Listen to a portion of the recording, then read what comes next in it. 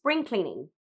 More often than not, when we think about that, we think about going through our closet, cleaning out some things, and starting fresh and anew. It's a new dawn, it's a new day, it's a new season.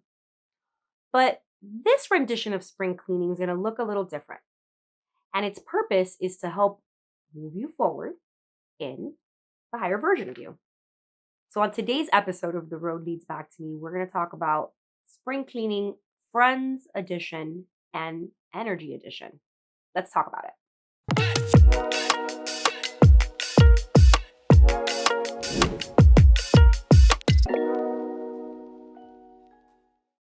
So, I'm going to ask you now to go a bit introspective because spring cleaning starts with yourself.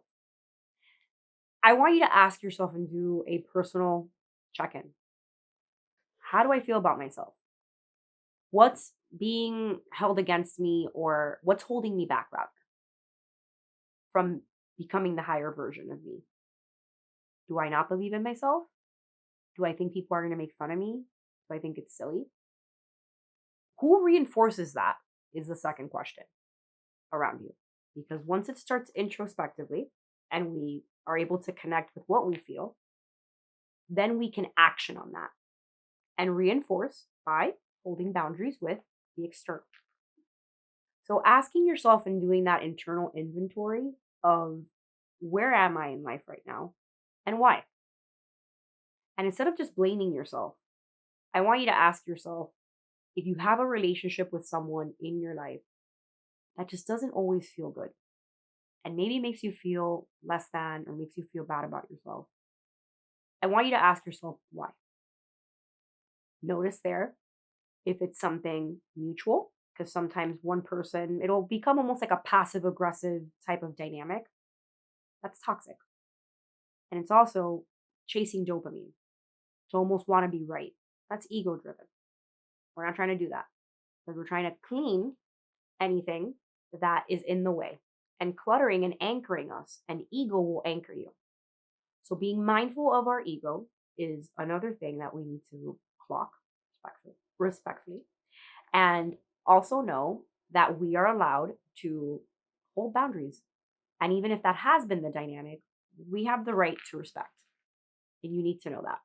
So being able to take that on and own that piece of, I have the right to be respected and I have the right to respect myself. It sounds a little cliche, but it's not as easy as it sounds. And it takes work to get there. So making sure that we are being mindful and recreating awareness around what limiting beliefs we have about ourselves is going to help propel us to the higher version of us. And once we do that recalibration and kind of internal check in, comes cleaning out the other stuff. And what I mean by that is the boundaries we hold with others and what we tolerate. We can hold a capacity for people's humanity. This channel is about holding boundaries and also making room for that. But the reciprocal end of it is that the person is following through on their word. Because a lot of fake accountability takes place. And we as humans, we want connection and we want to believe in the good of people. And so we tend to give chance after chance after chance after chance. But all we're doing in that is just telling the person they can continue to disrespect us. And they can continue to do it as long as they don't pass this threshold. Someone that cares about you won't do that. So being mindful and creating awareness around the interactions that you have in your life, the people that you have in your life, and who you surround yourself with is also a way of cleaning your energy field. I had a supervisor once that said to me, we are all responsible for the energy we bring into a room. And there's so much truth to that, right? Like you kind of know when someone walks into a room where they're at. And sometimes you could feel the energy be super dense. And other times you could feel it be super light and just this like light of a person. And sometimes it could just be a little murky. That's still information. And that's still trying to figure out, okay, let me assess the energy around me. So if you have someone who is consistently using you, making you feel bad about yourself, lying to you, making or faking accountability, all the negative toxic things that we talk about all the time, you need to ask yourself, are you okay with this continuing? And that's a choice. You can't get upset if it continues to happen because the person hasn't changed. They've already shown you where they can meet because committed action is follow through. And we can make room for flexibility and someone learning how to do stuff. But after a while and plenty of attempts, sometimes behavior doesn't change. And we need to then know when we have to respectfully move on. Some people are in our lives for a season. I always like to think of us as characters in a book. Some people make it through are like integral characters throughout the chapters of your life, and then they just like leave. I'm sure you've read a book and you're like, "Wow, I wonder whatever happened to that character." Or, man, that character just like never came back again, or even in a show. It's kind of like that, and that's kind of eerie too, right? Because it's like someone can mean so much to you at one point in your life and then disappear and become nothing. But that is the cost of love, and that is the risk of connection, us risking that. And that comes with courage and vulnerability and loving boundaries. So being mindful of that as we spring clean and spring forward in our life, these are things that I want you to keep in mind because the people that we have around us are responsible for the energy that we also contribute to a room. Because if our friend is down, we may be on alert. Our amygdala might be activated. Or if our partner is always on edge, that's going to shift the way that you are. And that's going to take you away from your value system. So, another part that I want you to think about is getting really clear back on the introspection. What are your personal values? And what are values that are like non negotiable for you? I know for me, the value of integrity and the value of honesty are non negotiables for me. And you should want people around you that have similar values in that regard because that means they're safe and can hopefully take accountability for their actions and real accountability, not fake accountability. So, being mindful of that and being aware of our internal value system also helps us see who is in this chapter and who doesn't make it to this chapter. And I just want to validate how hard it is, especially when you may have known someone for a very long time and you really thought that they were going to make it into this part of your life. So you guys were going to grow old together. Unfortunately, sometimes people are just a season of your past. And we just can learn lessons through that dynamic of what we want, of what we will tolerate, and what we know we deserve. Because we're worthy of dignity and self respect.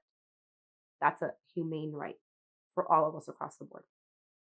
So, I was taking a few notes getting ready for this episode, and I wanted to talk to you about some mental hygiene maintenance that I want us to work on. Part of the road leads back to me is giving you guys something supplemental to therapy or your own personal work. So these are just some reflection prompts that if you can work on them now and take a moment to, great. And if not, whenever you do take some time for yourself to be mindful, because we're working on our mindfulness as well, even if it's just 5 minutes, try to ask yourself some of these questions or commit some of these actions. So, number one, we're going to call out our patterns. Think of Chicken Little. The sky is falling, the sky is falling. Your anxiety is always going to be on, right? Especially if you are always catastrophizing.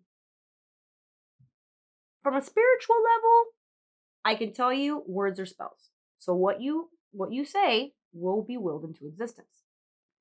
Also, if you're anxious, your brain is going to look for things to make you anxious. Why? Because it's what your nervous system knows. So, what do we have to do? A hard stop. That means implementing things like mindfulness and being, okay, so then what is an opposite thing I can think of?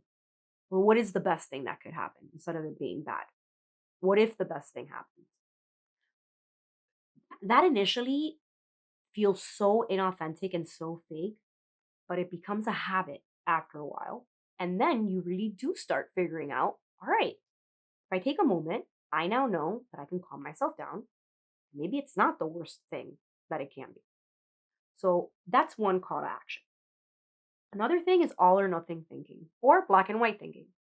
And when we think like that, it's like it's either good or bad. And there are things that are either good or bad, to be fair. But there are also things that are just like, "Man, maybe there's like another alternative. Or maybe we can do something else instead of that." Self talk that you would never use with a friend. And this is an internal clock it moment. Would you ever talk like that to somebody else? If you heard one of your best friends being spoken to in that way, would you interject? And if the answer is yes, then why are you talking to yourself like that? Respectfully. Take a moment, and this is a call to action to try to step toward grace for yourself. Hey, you know what? I didn't get it perfect, but at least I landed it this many times instead of that. Helping guide your brain to a space of gratitude tends to lead to more cognitive flexibility, which is what we want. And when we're working in alignment with our value system, it allows for that. Confusing intuition with anxiety. It's that like felt sense where it's like, it's going to happen, it's going to happen, it's going to happen. And then it doesn't happen because it's just an anxious thought. So, one of my favorite exercises to help myself ground myself when that happens to me is stop. I'll literally put my hand out and say, stop out loud, usually a little louder than that. I forgive myself or I forgive that thought and I choose to think again. And that's by Gabby Bernstein. That's one of her mantras. And it takes a bit, but once you start to do it, we already know that it's like 21 days or 21 days to build a habit, right? So imagine if you do something 21 times. Now it's like, okay, instead of your brain being hardwired, it's like, all right, it knows that it has to think in a different way. And the beautiful thing is that all of our brains have that capacity. So what we know now about our synapses and cognitive flexibility is that it allows for us to help rewire the way that we think. It just takes committed action and mindfulness and process. Next, I want you to think if a thought keeps showing up, to ask yourself, is this true? Something I like to say is as evidenced by what? So for example, if one of my clients is saying something to me and they're like, this person hates me. Okay, well, as evidenced by what? No, I think that they hate me. Okay, as evidenced by what? Well, they didn't add me to a group chat. Okay. But I am in a group chat. Okay. And we do go out all the time and we do hang out all the time. Okay. And they are very nice to me. Okay. Do you notice how in saying that, holding that space, once you ask as evidenced by what, your brain is trying to find the reason to make it bad. And after a while, it's kind of like, well, maybe it is my own stuff. More often than not, it is, if you think about it, right? Like when we're triggered, it's information. So that's information of something that was possibly a felt sense from before. So ask yourself, is it true? Is evidenced by what? Is this kind? Again, would you talk to anybody like this or allow anybody to talk like that to somebody that you love? And lastly, is this helpful right now? And that is one of my favorite things to say to people that are passive aggressive. And maybe try to be like, I'm blunt and this is just how I am. And you know that the head bop and all that stuff is true. When people are like that, that's such a defensive mechanism that people do to like try to assert power. Okay. If you're blunt, you could just say you're blunt. You don't need all that. But I digress. You could ask them, is this helpful right now? Or what was your intention with that? There's a reason why you said it. Oh, that's not how I meant it. So are you being gaslit by someone and allowing them to gaslight you? That's something that you need to clock. And you need to ask yourself if you're okay with it. And again, is this helpful right now? And we're grounding ourselves in that because if whether it's our personal belief or something else that somebody else is saying to us, if it's not helpful in the moment, then why are we engaging in it? If it's just going to keep us stuck or get us more upset, anger tends to be a feeling and an emotion that feels the safest because it allows us to release, but it's also bound by shame and because of ego. So being mindful of that as well. Now, the next call to action that I want you to be mindful of is what are we keeping? and why. And this is one of the most important things and check ins that we have to do with ourselves because we don't need to remove everything, especially not all at once. But we need to be intentional as to why we allow certain people in our lives or what we tolerate, especially if it anchors us or makes us feel bad about ourselves. So, creating awareness around that is super important. So, what are some things that we need to keep? Coping tools that keep us regulated and feel nervous system friendly, meaning we're not like this all the time. Boundaries that protect our nervous system because we're worthy of holding boundaries, especially if something makes us feel uncomfortable. Starting to incorporate little routines that help ground you. If you have been following me on social media, you know that I am now identify as a bedazzler because it is literally how I am coping through my freedom. So I give myself these little pockets of peace. I think of Nabella, who's one of my like favorite creators on Instagram, and she has this phrase called pockets of peace. And me bedazzling gives me that pocket of peace. I've also been waking up earlier to start my day and just have my mommy time for myself, that it's just my time. Maybe not mommy time. It's like coral time. I'm just me by myself. No one's calling for me. No one's asking anything of me. I can doom scroll if I want to, and I not have shame around it. And that is me giving myself a brain break.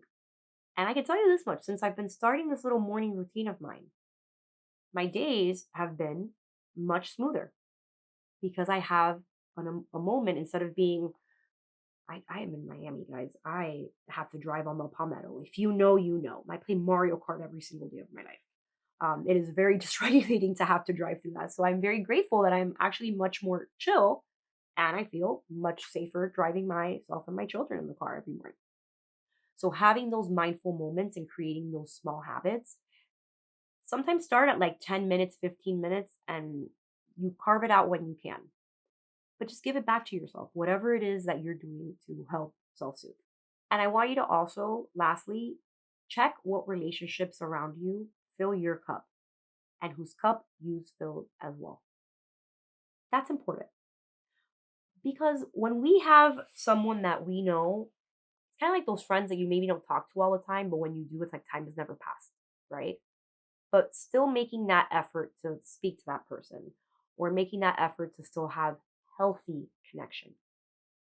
When we start building more on our healthier connections, we don't pay attention to the toxic ones because our nervous system is recalibrating. And that feels better. We're much more creative. We're much more at peace. We're much more calmer. We also have less disease when our nervous system isn't dysregulated at all times. Why? Because you're not frying yourself. So it's important that we take that seriously.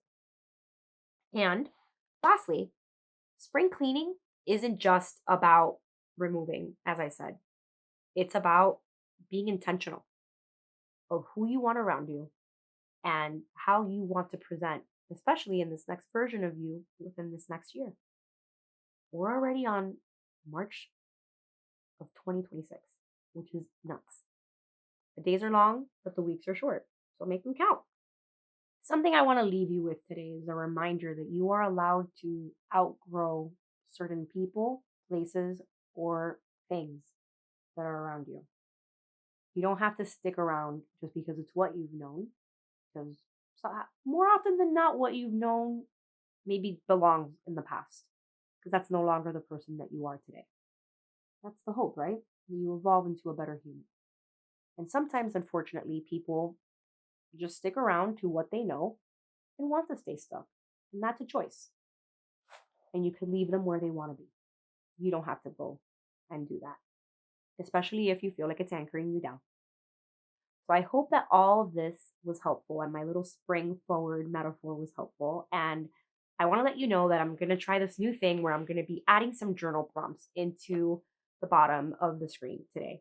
And if you found any of this helpful, please let me know in the comments. And I really hope that you can take whatever resonates with you from this and whatever you feel like you need to reflect on through the journal prompt and just do it for yourself. You don't have to comment that. If you want to share, you can. But if you are in therapy, definitely bring it up and see how that is impacting your day to day. Thank you so much for joining today's episode of The Road Leads Back to Me. I am Coral Seklo, and please make sure to like and subscribe if you found this content helpful and share with a friend. And if you have someone that you know needs to do some spring cleaning in their life, just put it in your story or put it there. Sprinkle, sprinkle. Who knows? Maybe someone will pick it up. You never know who may need to hear that message for themselves. So, till next time, take care. I'm Coral. Peace.